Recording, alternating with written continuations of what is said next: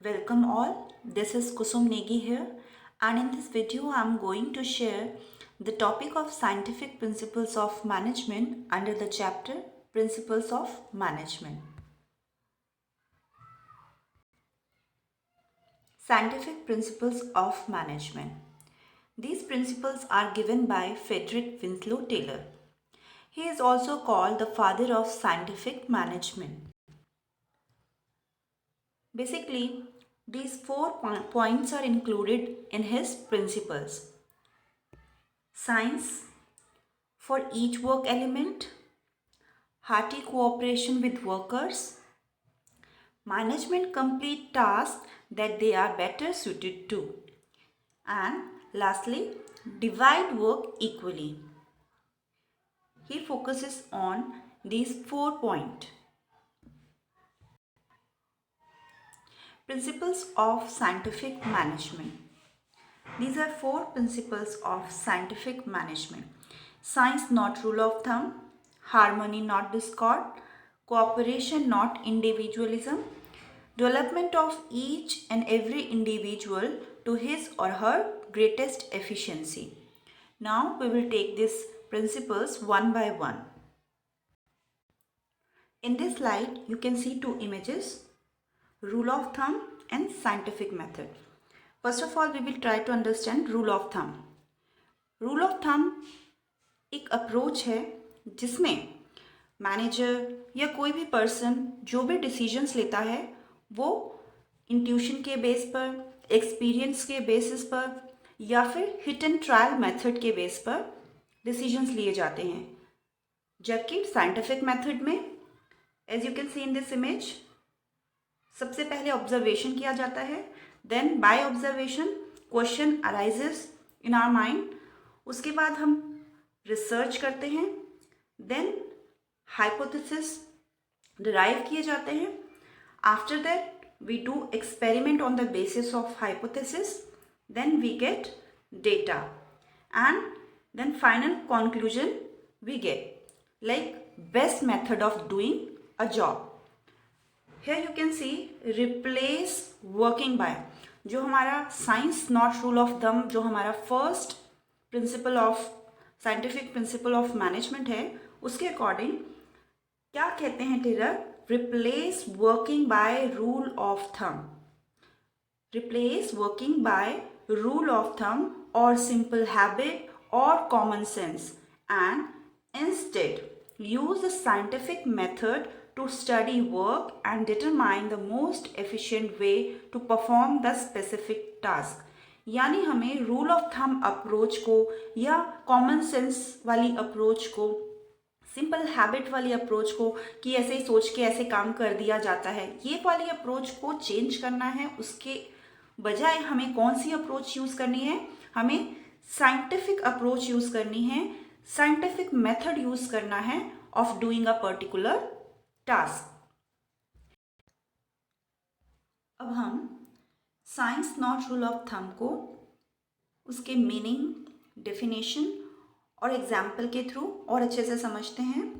Taylor क्या कहते हैं? Taylor insist that each job performed in the organisation should be based on scientific inquiry and not on intuition, experience, hit and trial method.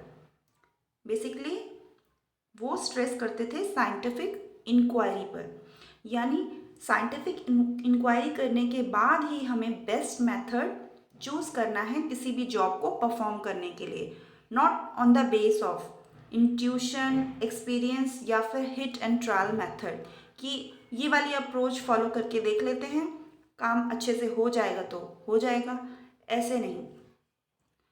फिर इसके लिए एक example है, like ये मैनेजर ए है और मैनेजर बी है.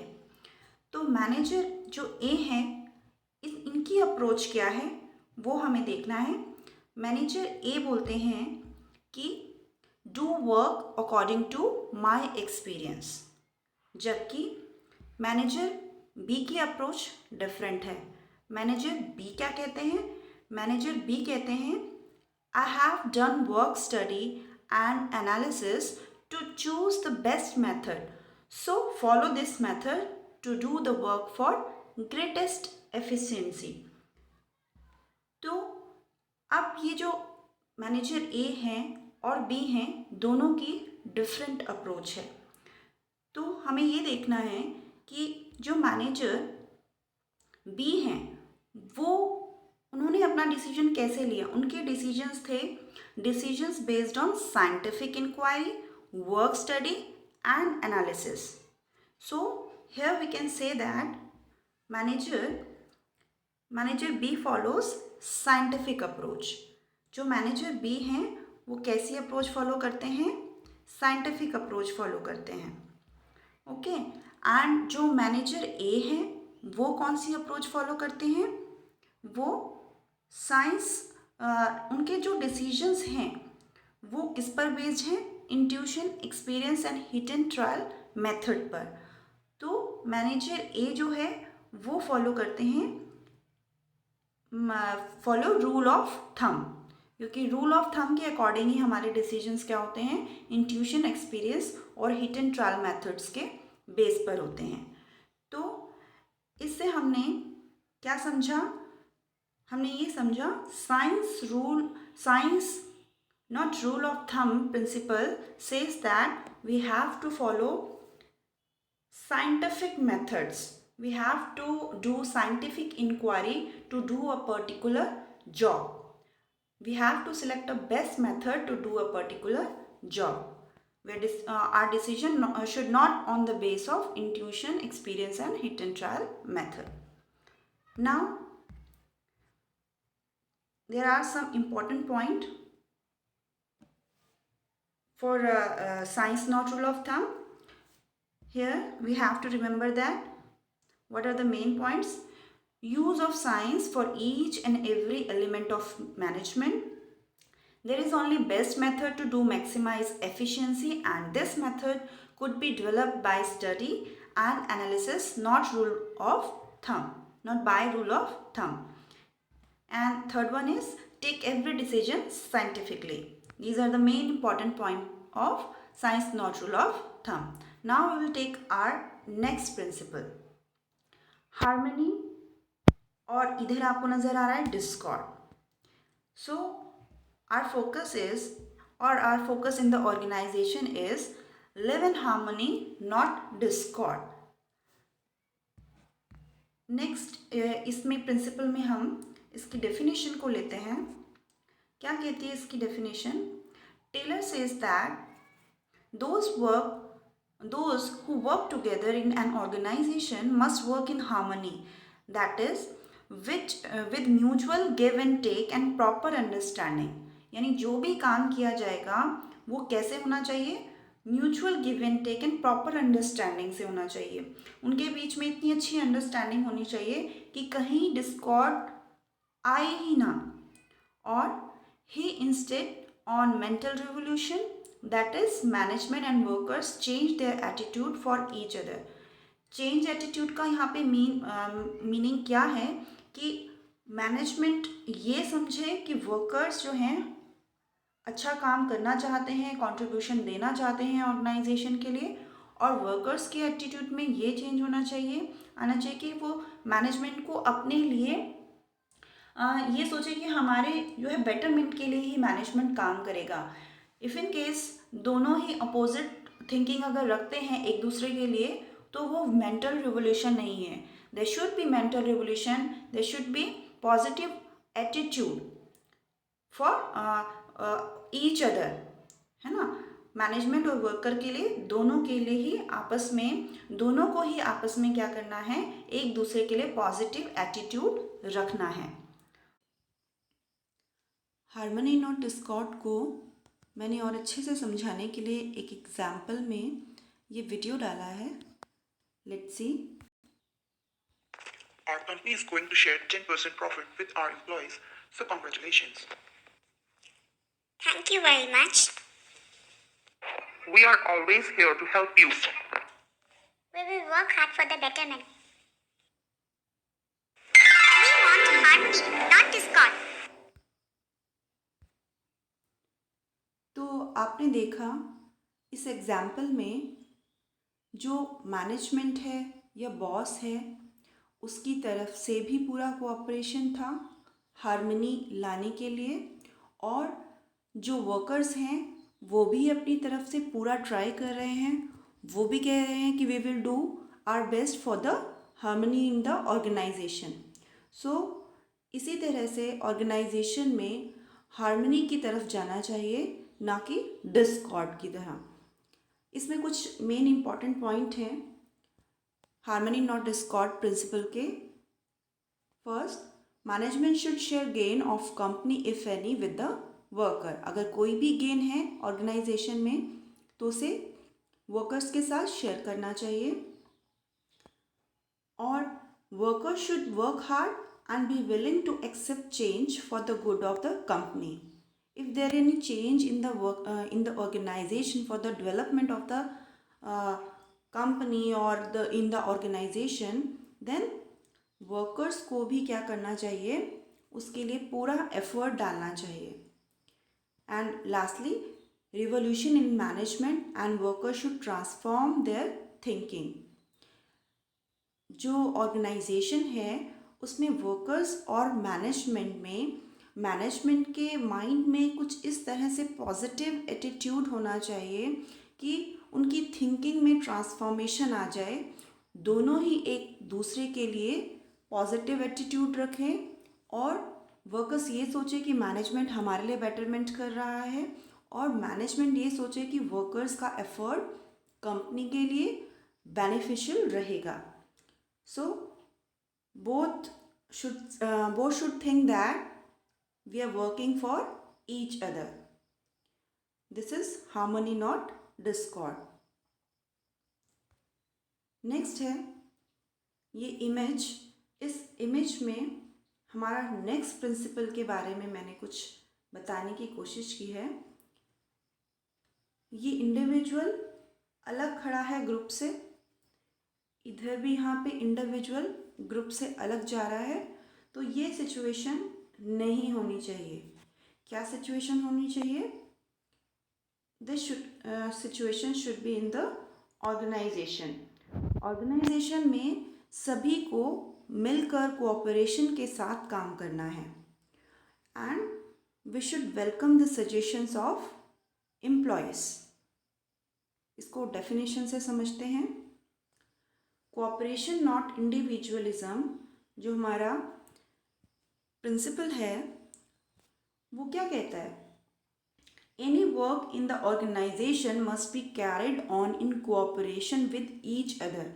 Management must take worker in confidence before setting up standard task, then workers will try their best to achieve it. Main point यहाँ पर क्या है कि जब स्टैंडर्ड सेट किए जाते हैं तो स्टैंडर्ड टास्क या स्टैंडर्ड टाइम, किसी भी चीज़ के लिए जो भी स्टैंडर्ड सेट करना है वर्क को लेकर, अगर वर्कर्स को उसमें उनका सजेशन ले लिया जाए तो वर्कर्स को क्या लगेगा? Workers they will feel proud, they will feel confident. वो भी ये सोचेंगे कि हमें पॉलिसी मेकिंग में शामिल किया जा रहा है, हम भी कंपनी का एक पार्ट हैं, हम भी ऑर्गेनाइजेशन का एक पार्ट हैं। तो उससे क्या होगा? कोऑपरेशन आएगा, और हमने इस तरह से ना कि किसी इंडिविजुअल को फोकस किया और ना ही यहाँ पे किसी इंडिविजुअल ने अपने बारे में सोचा, सब ने एक साथ कोऑपरेशन से ऑर्गेनाइजेशन के बारे में सोचा। So this is cooperation not individualism. इसको एग्जाम्पल जो मैंने इसके लिए लिया है उसको हम वीडियो के थ्रू समझेंगे। We always welcome constructive suggestions of our employees. Our company is going to give you an award for your good suggestions, by which we are able to save time and as well as cost. We have decided to give bonus to all employees, so congratulations. We believe in cooperation, not individualism. सो आपने देखा कि example में जो manager है या boss है वो जो कंपनी में सजेशंस देते हैं एम्प्लॉयज़ उनको वेलकम करता है और अच्छे सजेशंस के लिए रिवॉर्ड भी दिए जाते हैं, और अगर कोई उनके सजेशन की वजह से गेन हो रहा है तो शेयर भी किया जाता है। तो इससे ऑर्गेनाइजेशन में क्या आएगा, कोऑपरेशन आएगा। और उन्होंने क्या किया, पूरे ग्रुप को फोकस किया, पूरे एम्प्लॉयज़ को फोकस किया। इधर से पूरे ग्रुप और एम्प्लॉयज़ ने भी क्या किया, ऑर्गेनाइजेशन के बेटरमेंट के लिए काम किया। तो this is cooperation, not individualism. इसमें मेन पॉइंट्स क्या हैं, welcome suggestions of employees, reward employees for their suggestions, management should work side by side with workers। तो ये हमारा प्रिंसिपल था, कोऑपरेशन नॉट इंडिविजुअलिज्म। अब इस इमेज से मैंने नेक्स्ट प्रिंसिपल को थोड़ा सा बताने की कोशिश की है। यहाँ पे आप देख सकते हैं, ये एम्प्लॉय है और ये रिवॉर्ड की तरफ जा रहा है, और जो हमारे ऑर्गेनाइजेशन में एम्प्लॉयज़ हैं वो बेटरमेंट की तरफ जा रहे हैं। और इस इमेज में आप देख सकते हैं हमारे जो ह्यूमन रिसोर्सेज हैं, हमारे एम्प्लॉयज़ हैं, उनके रिक्रूटमेंट से लेकर परफॉर्मेंस, ट्रेनिंग, रिसर्च एंड उनके पोटेंशियल, लीडरशिप, सभी चीज़ों के बारे में सोचना है। तो ये हमारा जो प्रिंसिपल है, नेक्स्ट प्रिंसिपल, वो क्या है, development of workers to their greatest efficiency and prosperity. तो वर्कर्स जो हैं उनका डेवलपमेंट होना चाहिए उनकी ग्रेटेस्ट एफिशिएंसी तक एंड प्रोस्पेरिटी तक। Workers efficiency depends upon proper training and their selection. Taylor insisted on due care should be taken while selecting the employees, and after that they must be sent for training from time to time to update their knowledge।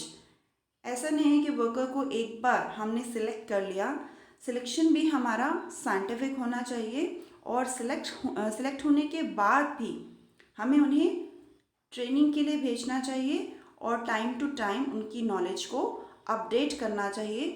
तभी हमारा ये principle follow हो पाएगा, development of workers to their greatest efficiency and prosperity. इसको example से समझेंगे। Workers training is essential for our organization, so I am here to assist and give you training about technical aspects. एक और example मैंने लिया है, Mrs. Rita, according to your qualification and interest, we are going to select you at the post of finance manager. So congratulations. Thank you. important things to remember in this principle. Workers training is essential. Each person should be scientifically selected. Work assigned to workers should suit his or her capabilities। यानी जो workers हमारी organisation में आएंगे उनकी training बहुत important है, ज़रूरी है। और जो भी ऑर्गेनाइजेशन में एम्प्लॉयज़ आएँ उनको हम कैसे सिलेक्ट करें, साइंटिफिकली सिलेक्ट करें, और जब उनको वर्क असाइन करें वो उनकी कैपेबिलिटीज़, इंटरेस्ट और क्वालिफिकेशन के अकॉर्डिंग हो। So this was the principle of management, development of each and every individual to his or her greatest efficiency and prosperity. तो इस वीडियो के थ्रू मैंने जो एनिमेटेड एग्जाम्पल्स लिए हैं, मैंने अपना एफर्ट डाला है प्रिंसिपल्स को अच्छे से एक्सप्लेन करने के लिए। अगर आपको वीडियो अच्छा लगे तो please like, share and subscribe. Thank you.